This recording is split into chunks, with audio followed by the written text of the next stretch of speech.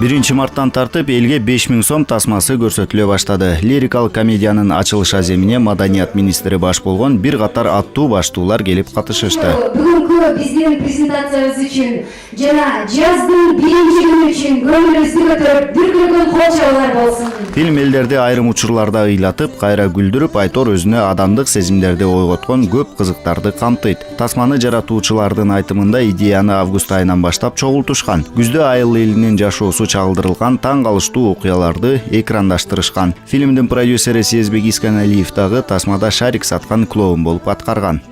Албетте, мына бул жерде жаркап жана шарик кармаган клоундун ролу менмин. Эми мен үчүн негизи эле бүгүн жаздын алгачкы күнү аябай кубанычтуу күн. Себеби ушу көптөн көп күткөн 5000 сом мына бүгүн элге тартууланган турат. Башкы ролдо Максат Тасмаев Быржыбайдын образын жараткан. Кызыгы чыныгы жашоодо да Быржыбайга окшош жактарым бар дейт. Кинонун негизги каармандын ролун ойноп, эми бул каарман менен мен жашоодогу бир жакындыгым да бар да. Ошо кинодо кандай болсо жашоодо деле ошондой баягы режиссердун көрөгөчтүгү ушул мени образымды таап ушул эмеге чакырган да. Ал эми куудул актер Айылчы Орозалиев жеке ишкер Жалганбайдын ролун жеткире аткарган. Алла Тааланын ушу эмнени кааласаң берет дегендей кылып ушу Эрис Байкенин ушу Сезбектин жакшы киносуна тартылып калдым. Мен бул кинодо ошол бизнесмендин Жалганбайдын ролун ойнодум.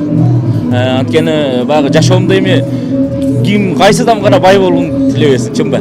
Мен деле ошону тилечүмүн Алладан. Анан булар мени көрүп туруп, сен ошол бизнесмендин ролун ойноп бер деди. Пародист, куудул саясатчылардын үнүн өзүндөй кылып туураган Адилет Кожобергенов бул жолу аракечтин, Шамбеттин ролун ар тараптуу ачып берген.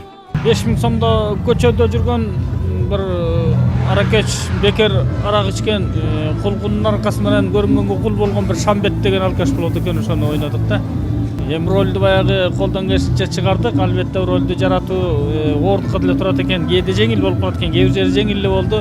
Баягы эң негизгиси бул кинону Кочкор жергесинде болгондуктан кыскасы айтканда менин өзүмдүн айылымда болду да.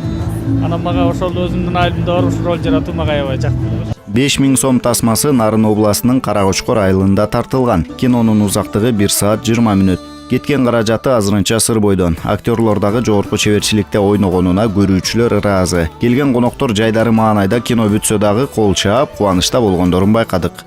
Азыркы күндө Кыргызстандын айылдары, Кыргызстандагы айыл өкмөттөр элдин жашоосу дал ушундай. Ушул кинодогудай да. Калпы жок мында. Чыгармачыл Эрис Байкенин эмгеги мындай кинонун башынан аягына акырын сүрүп отуруп чогултуп келип анан эң аягында точканы коюп коет экен да. Айыл өкмөттүн жанагы ыйлаганы жакты да, аябай жакты, ошол жакты. Сезбектин жанагы магазиндеги тиги ким эле жанагы ырчы.